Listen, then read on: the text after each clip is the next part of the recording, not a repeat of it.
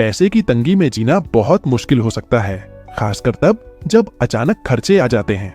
ऐसा लगता है कि पैसे बचाना संभव नहीं है, लेकिन आज मैं आपको कुछ ऐसे स्मार्ट और आसान तरीके बताऊंगा जिससे आपको भविष्य के लिए बचत करने में मदद मिल सकते हैं। आज का टॉपिक हर किसी के लिए बहुत जरूरी होने वाली है, चाहे आप स्टूडेंट हो, वर्किंग प्रोफेशनल हो या हाउसवाइफ हो। तो वीडियो को लास्ट तक जरूर देखें, क्योंकि ये सारे टिप्स आपकी लाइफ के लिए मोस्ट इंपॉर्टेंट होने वाली हैं। तो चलिए शुरू करते हैं। सबसे पहला कदम है अपने खर्चों को समझना और ट्रैक करना। जब तक आपको ये नहीं पता चलेगा कि आपका पैसा कहाँ जा रहा है, तो आप बचत कैसे करेंगे। हम अक्सर छोटे छोटे खर्चों पर ध्यान नहीं देते हैं, जैसे चाय, कॉफी, स्नैक्स या हर महीने बढ़ने वाले सब्सक्रिप्शंस।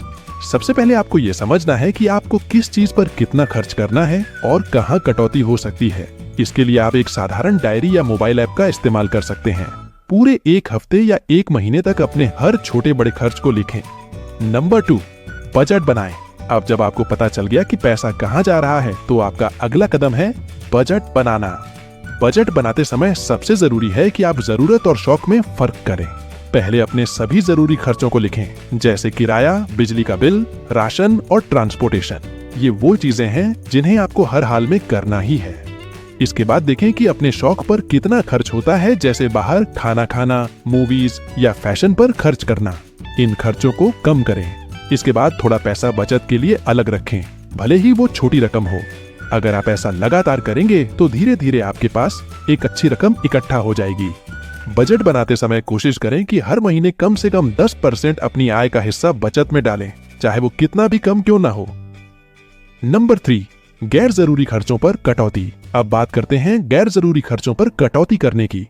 छोटे छोटे खर्च कैसे बड़े बड़े बन जाते हैं, ये हमें तब समझ में आता है जब हम उन्हें ट्रैक करते हैं।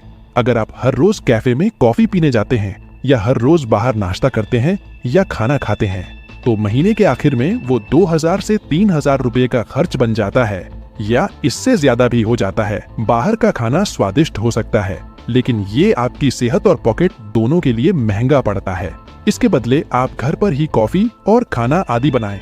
हर दिन ऑफिस या बाहर जाने से पहले लंच बॉक्स लेकर जाएं। ये सिर्फ सस्ता नहीं बल्कि सेहतमंद भी है। ये एक छोटा सा बदलाव हो सकता है, लेकिन इससे आप साल भर में हजारों रुपए बचा सकते हैं।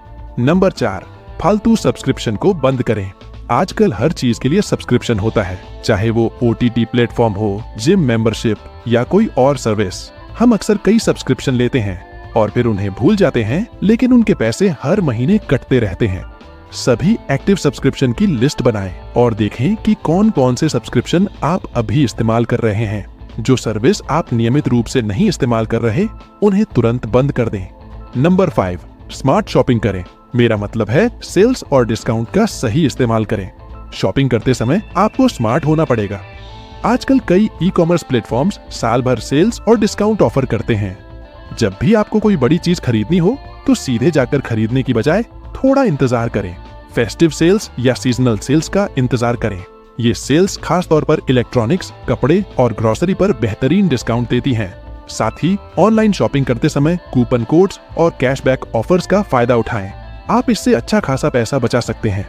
बस ध्यान रहे, सिर्फ डिस्काउंट के लालच में चीजें न खरीदें। जो आपकी जरूरत की चीज नहीं है, उसे न खरीदें।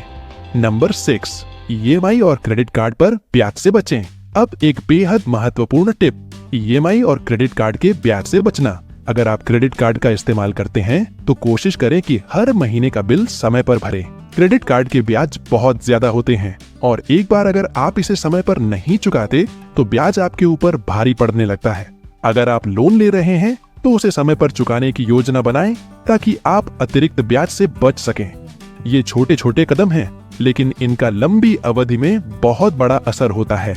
नंबर 7, बचत के छोटे लक्ष्य बनाएं और ऑटोमेटिक सेविंग सेट करें। अगर आप सोच रहे हैं कि आपको लाखों रुपए बचाने हैं, तो शायद आप शुरू ही नहीं कर पाएंगे। लेकिन अगर आप छोटे लक्ष्य बनाएं, जैसे हर महीने 500 या 1000 रुपए बचाना, तो ये आपको प्रेरित करेगा। इसके अलावा आप अपने बैंक अकाउंट में ऑटोमेटिक सेविंग फीचर भी सेट कर सकते हैं, जिससे आपकी आय का कुछ हिस्सा हर महीने अपने आप सेविंग अकाउंट में चला जाएगा।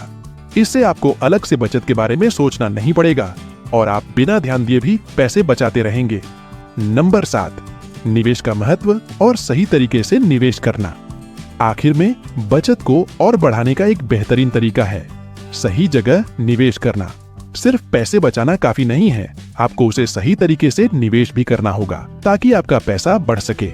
आप म्यूचुअल फंड्स में SIP कर सकते हैं या फिर PPF जैसे सुरक्षित निवेश विकल्पों का चुनाव कर सकते हैं। निवेश से न केवल आप अपने बचत को बढ़ा पाएंगे, बल्कि आने वाले वक्त के लिए एक सुरक्षित आर्थिक स्थिति भी तैयार कर सकेंगे।